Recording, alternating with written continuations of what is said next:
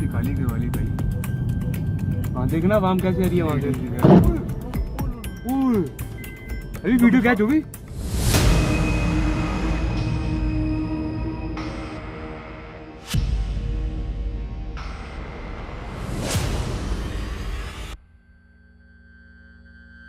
अगर इंडिया और पाकिस्तान के बीच फुल स्केल वॉर होता है तो इसका इम्पैक्ट सिर्फ बॉर्डर तक ही सीमित नहीं रहेगा, बल्कि ये पूरे देश को अफेक्ट करेगा, खासकर रियल एस्टेट सेक्टर को। ऐसे कॉन्फ्लिक्ट्स में अनसर्टेनिटी बढ़ जाती है, जो बायर्स और सेलर्स दोनों के डिसीजन मेकिंग को डायरेक्टली इम्पैक्ट करती है। वॉर के दौरान बायर्स अपने इन्वेस्टमेंट डिसीजंस को पोस्टपोन कर देते हैं, क्योंकि उन्हें अपनी फाइनेंशियल सिक्योरिटी पर डाउट्स होता है। इसके साथ ही सेलर्स पैनिक में आके अपने प्रॉपर्टीज को डिस्काउंटेड प्राइसेस पर बेचने की कोशिश करते हैं। डेवलपर्स भी नए प्रोजेक्ट्स लॉन्च करने में हेसिटेट करते हैं, और जो ऑनगोइंग प्रोजेक्ट्स होते हैं उनमें भी डिलेज देखने को मिलते हैं। जब यह जियोपॉलिटिकल टेंशंस बढ़ जाती हैं, तो कंस्ट्रक्शन कॉस्ट्स और डिलेज भी एक मेजर इश्यू बन जाते हैं। कॉन्फ्लिक्ट के कारण फ्यूल और ट्रांसपोर्ट कॉस्ट्स बढ़ जाती हैं, जो डायरेक्टली कंस्ट्रक्शन मटेरियल्स की प्राइसेस पर इम्पैक्ट डालती हैं, जैसे कि सीमेंट और स्टील। इससे प्रोजेक्ट्स की कॉस्ट बढ़ जाती है और उनके कंप्लीशन टाइमलाइंस भी डिले हो जाते हैं। यह सब कुछ कंस्ट्रक्शन सेक्टर को सीवियर फाइनेंशियल स्ट्रेन में डाल देता है और रियल एस्टेट डेवलपमेंट्स रुक जाते हैं या स्लो हो जाते हैं। कुछ स्पेसिफिक रीजंस जैसे पंजाब और जम्मू एंड कश्मीर जो बॉर्डर के पास हैं, उनका रियल एस्टेट मार्केट सबसे ज्यादा इम्पैक्ट होता है। वॉर के दौरान इन एरियाज की प्रॉपर्टी डिमांड सिग्निफिकेंटली गिर जाती है। लोग अपने सेफ्टी के लिए सेफर सिटीज में माइग्रेट करते हैं, जिससे उन बॉर्डर एरियाज में मार्केट ऑलमोस्ट फ्रीज हो जाता है। यह इकोनॉमिक स्टैग्नेशन भी क्रिएट करता है, जो उन रीजंस में लोकल इकोनॉमी और प्रॉपर्टी वैल्यूज को फर्दर हर्ट करता है। रेंटल मार्केट भी इस कॉन्फ्लिक्ट से डायरेक्टली अफेक्ट होता है। जब लोग बॉर्डर एरियाज से माइग्रेट करते हैं तो उन्हें शेल्टर के लिए लार्ज सिटीज में जाना पड़ता है, जैसे दिल्ली एनसीआर या जयपुर, जहां रेंटल डिमांड सडनली बढ़ जाती है। इसका शॉर्ट टर्म इफेक्ट यह होता है कि